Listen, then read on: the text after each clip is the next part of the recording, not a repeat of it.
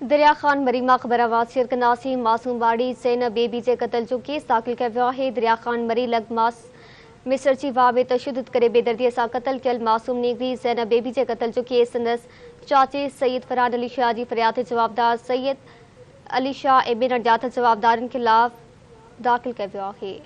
ख़बर के हवाले से नाज़रीन अवां खे आगाह कंदा रहूं या ब्रेकिंग न्यूज़ अवां सां हिकु ॿीहर शेयर कंदा रहूं। दरिया खान मरी खां मासूम बाड़ी ज़ैनब बीबी जे क़त्ल जो केस दाख़िल कयो वियो आहे। दरिया खान मरी लॻ मिस्र जे वाह में तशद्दुद करे बेदरी सां क़त्ल कयल मासूम नीगरी ज़ैनब बीबी जे क़त्ल जो केस संदसि चाचे सैयद फरहान अली शाह जी फ़रियाद ते जवाबदार ख़िलाफ़ दाख़िल कयो वियो आहे।